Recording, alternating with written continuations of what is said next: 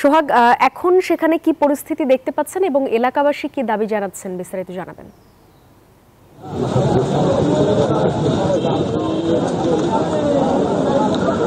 ধন্যবাদ আপনাকে। আপনি যেমনটি বলছিলেন যে ফরিদপুর এই 4 আসন থেকে ভাঙ্গা উপজেলার দুটি ইউনিয়ন আলগী এবং হামিদি, এই দুটি ইউনিয়নকে কেটে ফরিদপুর 2 আসনের সঙ্গে সম্পৃক্ত করার কারণেই মূলত আজকে সকাল থেকেই এই ভাঙ্গা এক্সপ্রেস ওয়েতে বিক্ষোভ কর্মসূচি পালন করছে। সড়ক অবরোধ করে গাছের গুঁড়ি ফেলে টায়ার আগুন জ্বালিয়ে কিন্তু মূলত তারা বিক্ষোভ করছে এবং স্লোগান দিচ্ছে ইসির যে আসন পুনর্বিন্যাস করেছে সেই প্রতিবাদে কিন্তু তারা এই কর্মসূচি পালন করছে।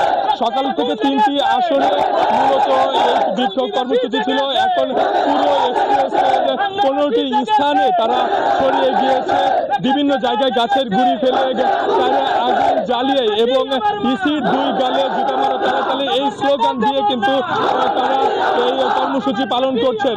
তারা বলছেন অতি দ্রুত যদি এই ভাঙ্গা উপজেলার দুটি ইউনিয়নকে পুনরায় এই ভাঙ্গা উপজেলার সঙ্গে সম্পৃক্ত করা না হয় এবং গেজেট প্রকাশ করা না হয় সে পর্যন্ত তারা কিন্তু আন্দোলন চালিয়ে দেবে। আমরা দেখেছি বিভিন্ন স্থানে এই কাপড়ের কাপড় মাথায় বেঁধে তারা এই বিক্ষোভ কর্মসূচি পালন করছে, যার কারণে এক্সপ্রেস ওয়ের 2 পাশে কয়েক কিলোমিটার এলাকা জুড়ে কিন্তু যানজটের সৃষ্টি হয়েছে এবং হাজার হাজার মানুষ তারা কিন্তু দুর্ভোগের শিকার হচ্ছেন। অনেকেই কিন্তু আমরা দেখতে পাচ্ছি যারা যাত্রী রয়েছে তারা পায়ে হেঁটে ভ্যানে করে কিন্তু তাদের গন্তব্যস্থলে যাওয়ার চেষ্টা করছেন।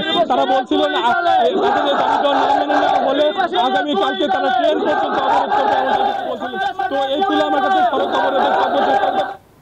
সোহাগ, ধন্যবাদ আপনাকে।